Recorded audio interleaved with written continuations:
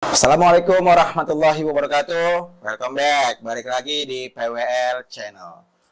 Baik, hari ini gue bakal menceritakan lagi nih tentang kisah gue yang bahasanya ngobatin orang lah, ya kan, santet, tumbal segala macem.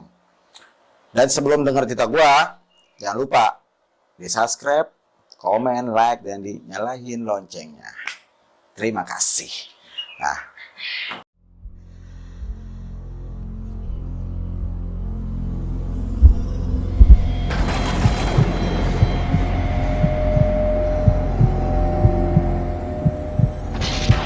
ikutin terus nih, dengerin cerita gua, pantang terus, ya kan? Jangan baru ngeliat udah mati.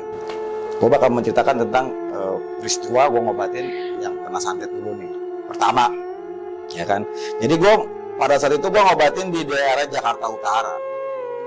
Dan itu yang gua obatin udah beberapa bulan sakitnya. Udah ke rumah sakit beberapa kali, udah diobatin juga sama orang syariat, dan nggak ada hasilnya apapun. Nggak ada perubahan segala macam, nggak ada. Akhirnya ada orang situ yang kenal sama gue nih, ya, dia tahu kalau gue suka ngobatin, ya kan. Akhirnya gue dikontak nih, ditelepon nih sama salah satu tetangganya lah, ya kan, di daerah Jakarta Utara itu. Gue ditelepon, diminta tolong ke gue malam-malam tuh sekitar jam 8 sampai jam 10, gue lupa dah, ya kan. Udah sekitar 2020 atau 2021 itu kejadiannya. Gue datang ke rumahnya, ya kan, gua ajak ngobrol dulu nih keluarganya nih, kronologinya kayak gimana, penyakitnya segala macam. Katanya dia udah ke rumah sakit, nggak ada penyakit apa-apa, terus ke orang syariat, orang pinter lah bahasanya, ke paranormal lah, ke kiai, itu ustadz, mungkin menurut dia seperti itu, ya kan. Gue dengerin cerita dia, pas gue dengerin, coba gue mau lihat ini nih, Bu, saya mau lihat hasil ronsenannya, ya kan. Yang dirasain tuh penyakitnya apa, di sekitar apa, ya kan, di sekitar mana nih penyakitnya. Ternyata si istrinya bilang ini di daerah perut sama di daerah dada, kata dia. Nah, pas gue lihat nih ronsenannya, ternyata di situ jelas di ronsen itu ada jarum 2 biji kiri kanan. Ada jarum kiri kanan 2 biji di situ, ya kan. Belum gue detek pada saat itu, belum gue pegang tuh pasien, baru gue tanya doang. Tapi di ronsenan itu jelas loh ada jarum kiri kanan. Dan gak sampai situ, pas gue detek lagi, gue detail lagi, ternyata tuh banyak kayak orts, ya, kayak bayang-bayangan goib, tapi agak jelas di situ, ya, lurik lah bahasanya, ya kan, di dalam badannya dia dari dada ke sini. Akhirnya gue pegang nih si pasien, gue detek nih, nah gue detek.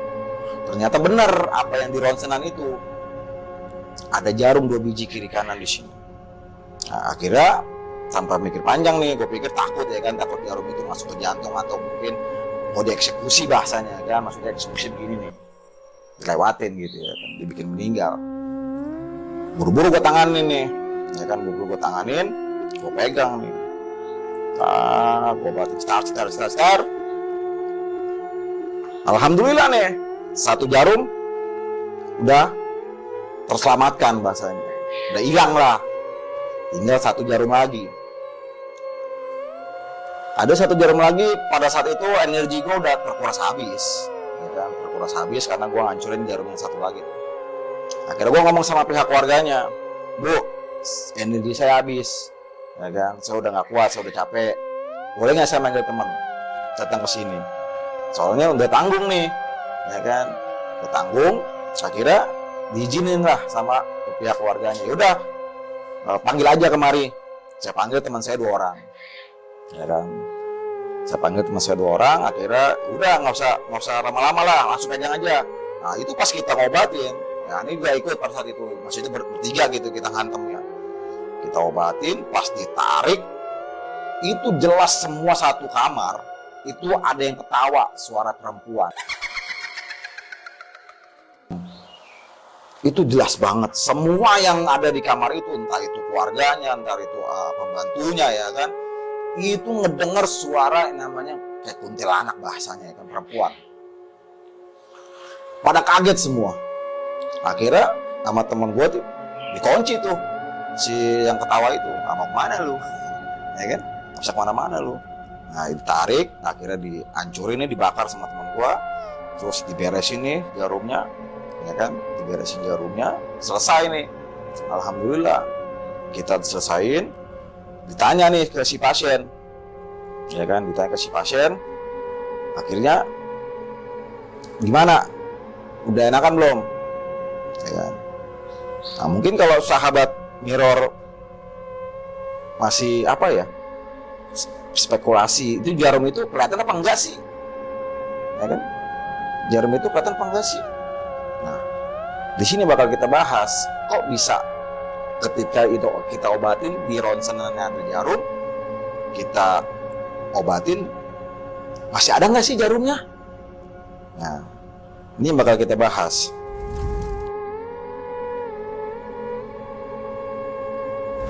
Kalau misalkan saya mau nanya, itu dari cerita abang, ada tentang masalah jarum. Ya tadi. Iya. Dan jarum itu masuk, ketika keluarnya itu berbentuk jarum atau berbentuk goib. Jadi banyak penasaran ya.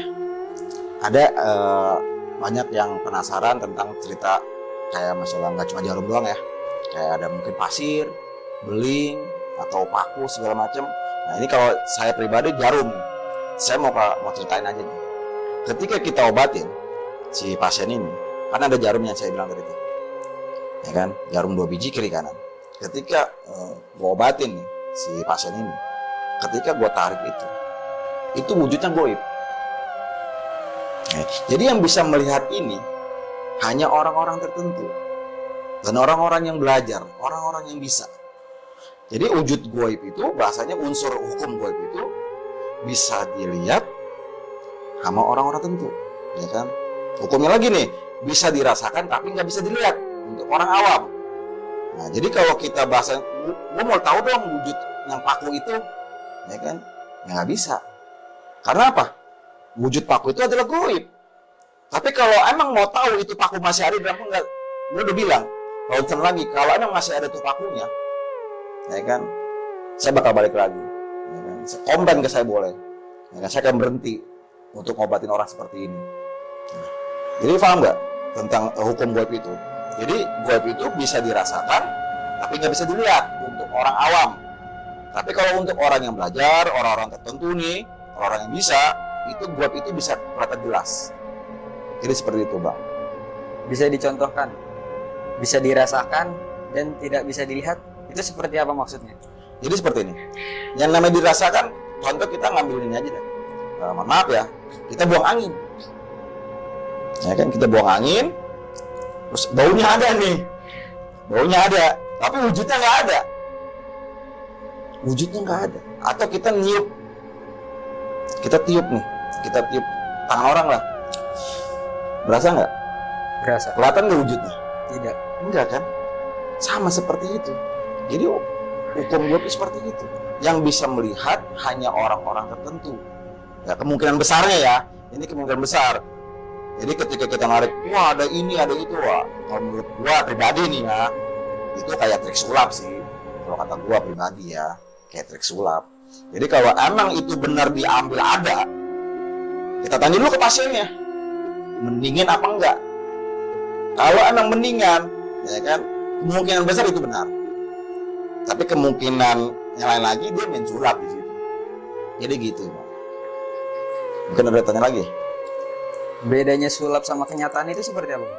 Kalau sulap itu kan trik. Apa kejadian seperti goib itu ada menggunakan trik juga?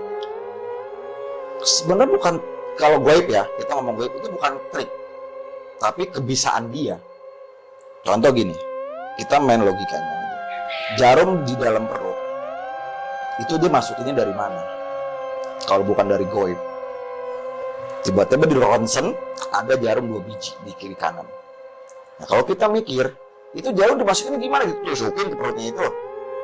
Kan enggak kan? Tiba-tiba di ronsennya ada. Tapi pada saat itu, saya berani ngambil keputusan, bukan keputusan ya, saya tantangin si keluarga pasien itu.